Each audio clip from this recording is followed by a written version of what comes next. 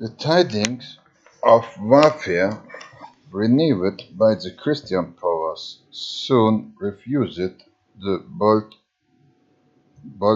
paynim, like Spencer's, seem more careless from his bower of bliss. The King of Hungary and his confederates had recommenced hostilities in a spirit of treachery that quickly received its just reward.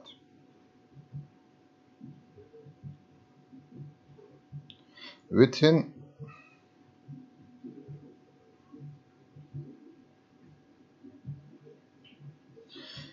a month from the signature of the Treaty of Szegedin, the Pope and the Greek Emperor had persuaded the King of Hungary and his councillors to take an oath to break the oath which had been pledged to the Sultan. They represented that the confessed weakness of the Ottomans and the retirement of Amurath to Asia gave an opportunity to eradicating the Turks from Europe, which ought to be fully employed. Cardinal Julian pacified the conscientious misgivings which young King Ladislaus expressed by his spiritual authority in giving dispensation and absolution in the Pope's name, and by his eloquence in maintaining the infamously celebrated thesis that no faith is to be kept with misbelievers. Hunyadis long resisted such persuasions to break this treaty, but his conscience was appeased by the promise that he should be made independent king of Bulgaria. When that province was conquered from the Turks, he only stipulated that the breach of the treaty should be delayed till the last of September, not out of any lingering reluctance to violate it, but in order that the confederates might first reap all possible benefits from it by securely establishing their forces in the strongholds of Serbia, which the Ottomans were then evacuating in honest compliance with their engagements. On the 1st of September, the king, the legate, and Hunyadis marched against the surprised and unprepared Turks with an army of 10,000 Poles and Hungarians. The temerity which made them expect to destroy the Turkish power in Europe with so slight a force was equal to the dishonesty of their enterprise. They advanced into Wallachia, where Dracul, the prince of that country, joined them with his levies. That Zagakui's chieftains saw the independency of King Ladislaus means for the task which he had undertaken and remonstrated against the advancing further. This brought on a personal difference between him and Hunyad, in the course of which Dracul drew his sabre against the Hungarian general and was punished by an imprisonment, from which he was only released in promising fresh supplies of troops and a large contribution of money. The Christian army, in full confidence and of success, crossed the Danube and marched through Bulgaria to the Black Sea.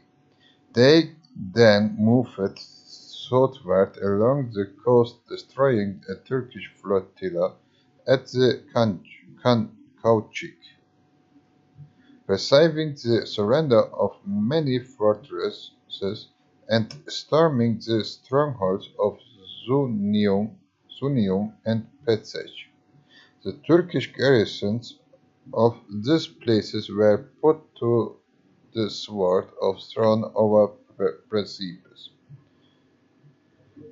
Varna was next attacked and taken, and finally the Christians formed the siege of the celebrated city of Varna. The possession of Varna was taken as now considered essential for the further advance of an invading army against the Turkish European Empire.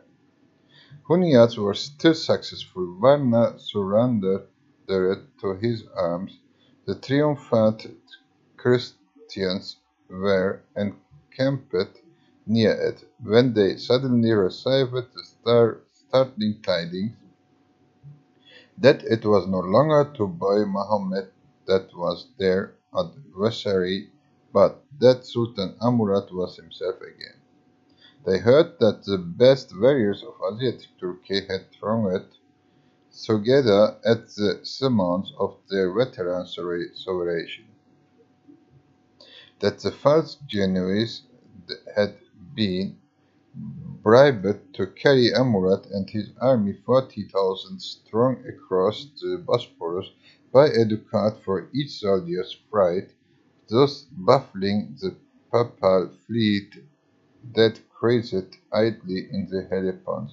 Other messengers soon hurried into the Christian camp, who announced that the unresting Sultan had come against them by forced marches, and that the Imperial Turkish army was posted within 4 miles of Varna. A battle was inevitable, but the mode in which Hunyadi prepared for it showed that his confidence was unabated. He rejected the advice which some gave him in a council of war to form entrenchments and barricades around their camp and there await the Sultan's attack. He was for an advance against the advancing foe and for a fair-stricken field. The young knight caught the enthusiastic daring of his favorite general, and the Christian army broke up from their lines and marched down into the level ground northwest of the city to attack the Sultan, who had carefully strengthened his encampment there by a deep ditch and facilities. On the eve of the feast of St. Mathurin at 10th of November 1444, the two armies were arrayed for battle. The left wing of the Christian army consisted chiefly of Wallachian troops. The best part of the Hungarian soldiery was in the right wing, where also stood the Frankish crusaders under the Cardinal Julian. The king was in the center with the royal guard and the young nobility of his realms. The rear guard of Polish troops was under the Bishop of Peterswaradin. Hunyadi acted as commander-in-chief in the whole army. On the Turkish side, the two first lines were composed of cavalry and irregular infantry. The Beylerbey of Rumelia condemning on the right, and the Beylerbey of Anatolia on the left. In the center, behind their lines, the Sultan took his post with the Janissaries and the regular cavalry of his bodyguard. A copy of the violated treaty was placed on a lancet and raised on high among the Turkish ranks as a standard in the battle, and as a visible appeal to the God of truth, who punishes perjury among mankind. At the very instant when The armies were about an encounter. An evil omen troubled the Christians. A strong and sudden blast of wind swept through their ranks, and blew all their banners to the ground, save only that of the king. Yet the commencement of the battle seemed to promise the complete and glorious victory. Huniades placed himself at the head of the right wing, and charged the Asiatic troops with such vigor that he broke them and chased them from the field on. Amurath had probably crossed the Balkan by the pass that leads from the Idos to Paravadi, and he had then marched eastward upon Varna. This would bring him the rear to Huniades. On the other wing, the Wallachians were equally successful against the cavalry and Azabs of Rumelia. King Ladislaus advanced boldly with the Christian center, and Amurath, seeing the rout of his two first lines and the disorder that was spreading itself in the ranks round him, despaired of the fate of the day, and turned his horse for flight. Fortunately for the host of Ottoman, Karaja, the Beylerbey of Anatolia, who had fallen back on the center with the remnant of his defeated wings, was near the Sultan at this critical moment. He seized his master's bridle and implored him to fight the battle out. The commandant of Janissaries, Yazigi-Togan, indignant at such a breach of etiquette, raised his sword to smite his unceremonious Beylerbey, when he was himself cut down by an Hungarian sabre.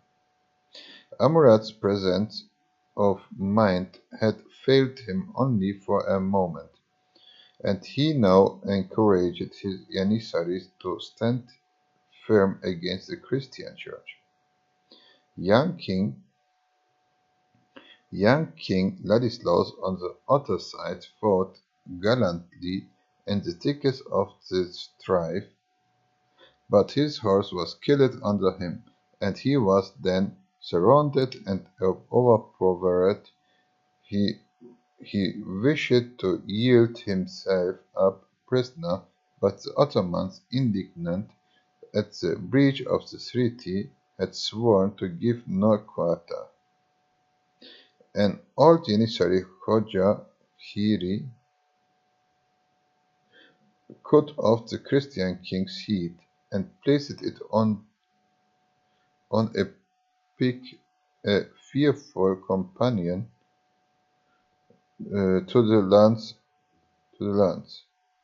on which the violated treaty was still reared on high. The Hungarian nobles were appalled at the sight, and their center fled in utter dismay from the field. Huniades, on returning with his victorious right wing, vainly charged the Janissaries and strove at least to rescue from them the ghastly trophy of their victory. At last he fled in despair with the wreck of the troops that he had personally commanded, and with the Wallachian who collected round him. The Hungarian rearguard, abandoned by their commanders, was attacked by the Turks the next morning and massacred almost to a man. Besides the Hungarian king, Cardinal Julian, the author of the breach of the treaty and the cause of this calamitous campaign, perished at Varna beneath the Turkish scimitar. Together with Stefan Bahori, and the bishops of Elian, Grosswardin. This overthrow did not bring immediate ruin upon Hungary, but it was fatal to the Slavonic neighbors of the Ottoman who had joined the Hungarian king against them. Serbia and Bosnia were thoroughly reconquered by Mohammedans, and the reign of these Christian nations, which adhered to the Greek Church, was accelerated by the religious intolerance with which they were treated by their fellow Christians of Hungary and Poland, who obeyed the Pope and hated the Greek Church as heretical. A Serbian tradition relates that George Branković once inquired of Hunniat what he intended to do with respect to religion if he provoked victories. Hunniat answered that he would compel the country to become Roman Catholic. Branković thereupon asked the same question of the Sultan, who replied that he would build a church near every mosque and leave the people at liberty to bow in the mosque or to cross themselves in the churches according to their respective creeds. The Serbians, who heard this, thought it better to submit to the Turks and retain their ancient faith, and they accept the Latin rites. The tradition expresses a fact for which ample historical evidence might be cited. Though also in Bosnia, the bigotry of the Church of Rome in preaching up a crusade against the sect of the Paterners, which was extensively spread in that country, caused the speedy and complete annexation of an important frontier province to the Ottoman Empire. 70 Bosnian fortresses are said to have opened their gates to the Turks within 8 days. The royal house of Bosnia was uninhibited, and many of her chief nobles embraced Mohammedanism to avoid a similar doom.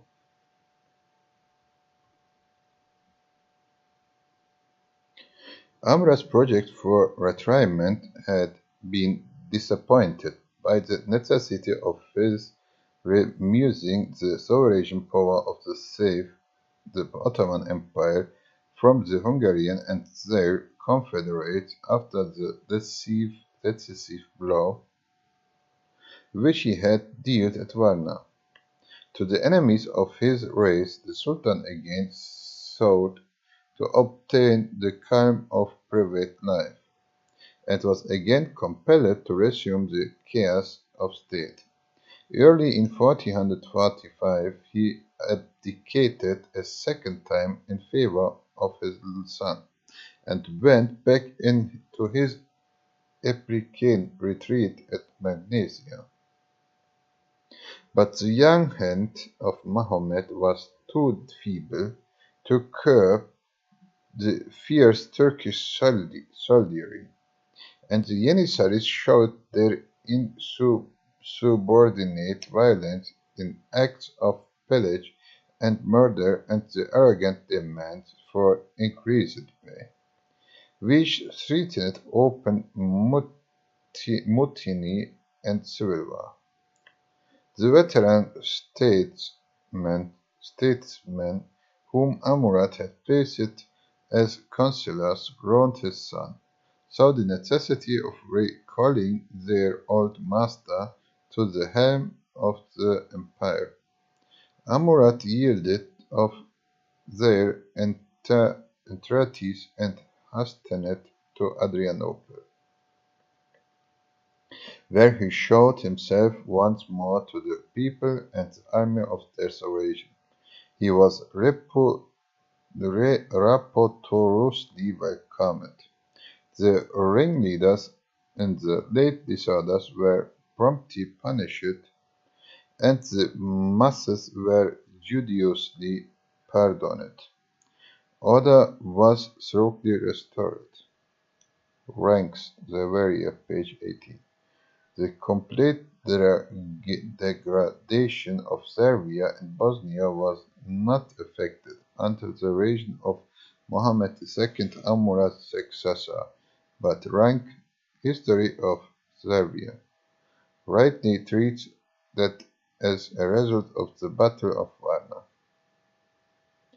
In court and camp, young Prince Mohammed had twice during 12 months had tasted supreme power, and twice been compelled to reign it, was sent to Magnesia to remain there till more advanced age should make him more capable of raging. Amurat did not venture a third time of the experiment of abdication. He has been highly idolized as the only sovereign who had ever abdicated twice and descended into private life after having learned the experience, the contrast between it and the possession of a throne.